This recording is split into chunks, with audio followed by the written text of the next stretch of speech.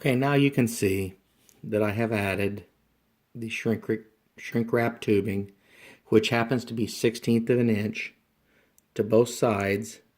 It didn't quite get up to the top, but we're going to call it good enough. Hopefully it won't ground out to the frame, because I think that the frame physically is going to touch here before it's going to touch that grounded out spot.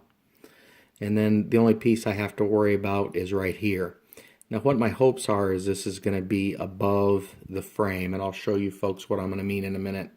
But I'm going to go ahead and put it together and see what happens. So let's go ahead and reassemble. Now you'll remember that we have the red side up. So what I'm going to do is I'm going to take the drive shaft, gear, and bearing assembly out, and I'm going to install the motor into the rear. I need to lift this up for just a second. This slides right into the end.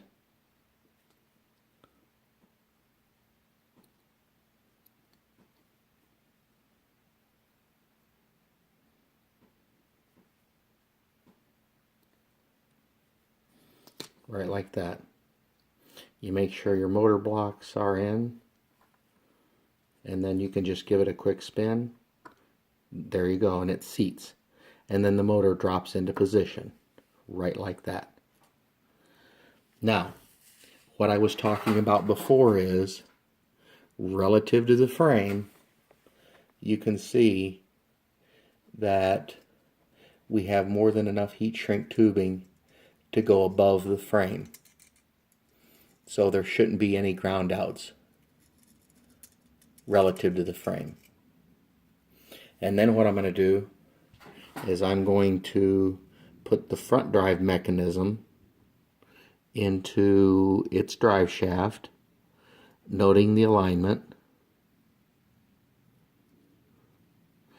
give it a quick spin, and it works. And then there's a thin part of the bearing that will drop in. You need to make sure that this part, which is thin, it's a rectangle, so the thin parts go in and they drop right into place, just like that. Very easy. Now, a simple part is simply reattaching the top half onto the frame. And so what I'm going to do is, off camera, I'm going to go ahead and tighten up everything I need to do. There, it's just like magic, isn't it?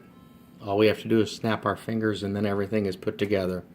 All I had to do was use an aught-2 screwdriver to run the screw back down in there. There's a plastic nut on the back side. This side is round, the other side is hex, so you can't get it mixed up. I run the screw partially down in the front, and I run the screw partially down in the back. I pinch it together, snap the fuel tank back into position, put the trucks into their cups so the gears line up, and then go ahead and tighten the front and the rear screws. Very simple. Now what you have are motor leads and light leads out of the top.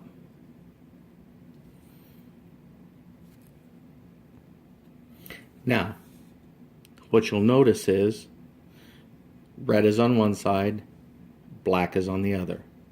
Don't forget we still have this bare wire exposed. We might have to take care of him with some shrink tube in a little bit, but the front should be red on the right, which is the locomotive engineer's side, and then we have black on the left. Now, what you have to do is you have to thread. So I'm going to use a pair of pliers. You have to thread the wire that you desoldered through the hole in the board.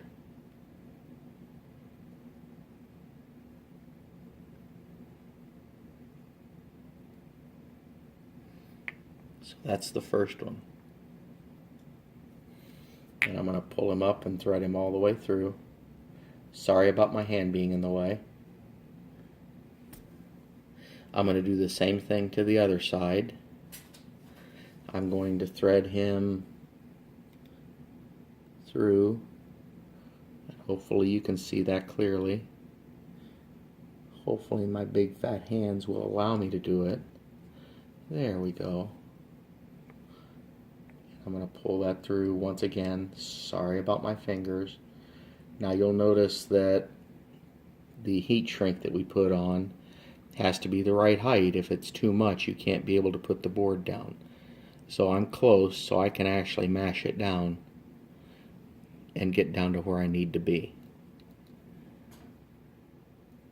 Okay, so we're going to mash it down so that we can get flat.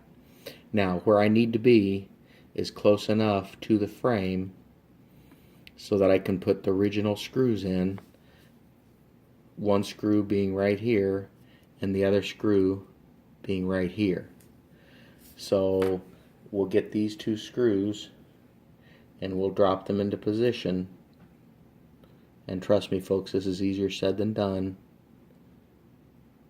Maybe you need your wives or your girlfriends or mistresses, whatever, I'm not judging, to go ahead and put this in for you.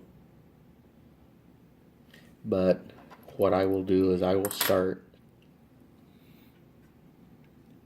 this one, if I can find the right screwdriver, and it's right here.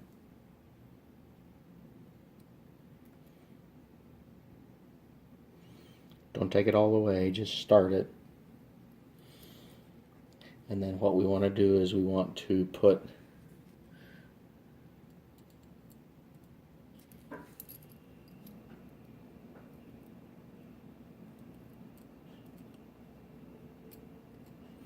the second screw in the hole, and then we're going to align it up with the female threads. And once we've done that,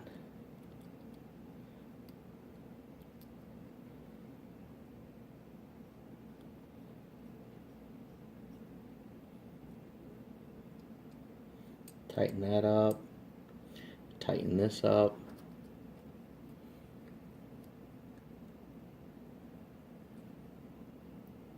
Now the rear one's tightened, front one's tightened. Okay, we should be good to go. Now once again, notice there is a bare wire here. If that bare wire touched that screw or anything else, that would be bad. So what I'm going to do is I'm going to cut a very small piece of heat shrink and I'm going to put it over that bare wire to make sure that it doesn't touch. Okay, once again, just like magic, we have a piece of heat shrink around that little bare exposed piece of metal. Now what we have to do is we have to first solder the motor connections onto the appropriate ports, and we have a red which has to go onto this port, and the black has to go onto this port. And by showing you that, it really probably doesn't make sense to you until I tip everything like this. And red goes here, right next to its hole that we fished it through, and black goes here, right behind the hole where we fished it through. So what I'm going to do is I'm going to go ahead and make the red connection, and I have already pre-soldered the board, and I have pre-soldered the wire, so I should just have to touch it.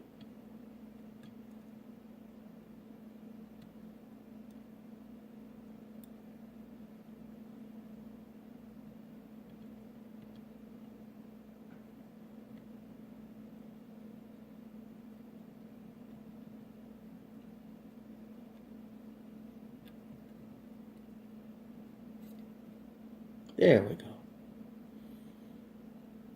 As soon as you do it, you feel it, and you know it's a success. I'm going to go ahead and do the other 3 offline, because otherwise this would be a 5-hour video. Not really, but it is what it is. So hold on just a second. Now you'll notice that I went ahead and soldered up, originally on film, the red lead to the motor. I soldered, there's a pad, believe it, trust me, there's a pad underneath here where I soldered the black lead to the motor.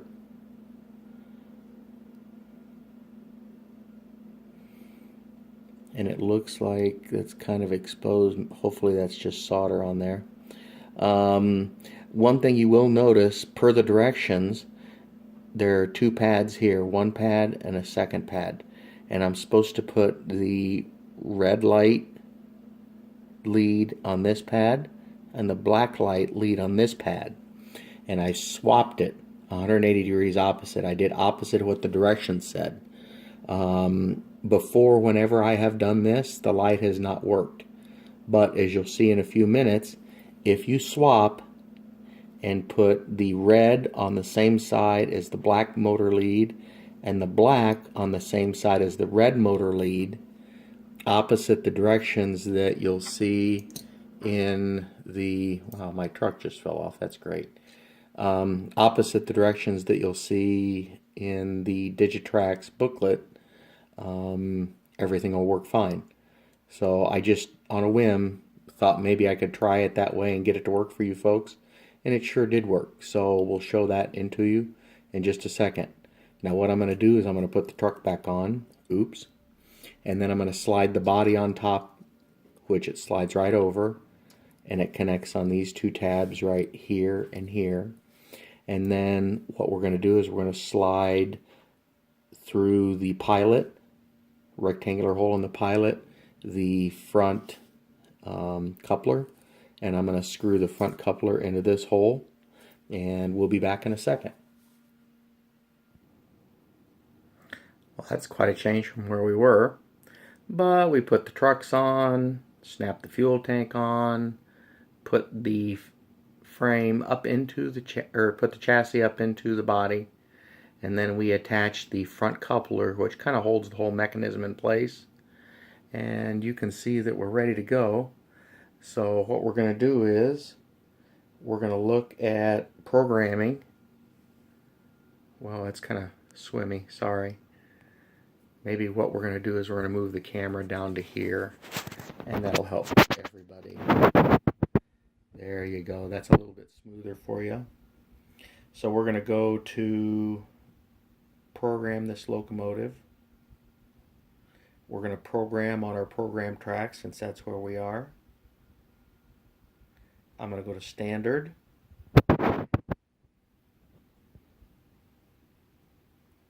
And because this is a Digitrax decoder, it says it's manufacturer 129. It should come up with decoder version 51, which it did. So after we do that, we're going to activate a short address, and we're going to say it's 045. Activate it. And then long address 5045. Enter. Activate this address. We're going to escape out twice. And we've got the headlight, which previously didn't work. So if you switch the wires per the instruction booklet, put the black one where Digitrax tells you the red one should go, and put the red one where Digitrax tells you where the black one should go, everything seems to be working. Now let's see if we have forward direction. Yes, we do. Let's see if we have reverse direction. Yes, we do. And you'll notice the headlights are off in reverse. So I'm going to switch direction, and the headlights are on. That's all for this video, and all for my N scale layout. Boy, I wish I was back in these days. Thanks, folks. Bye.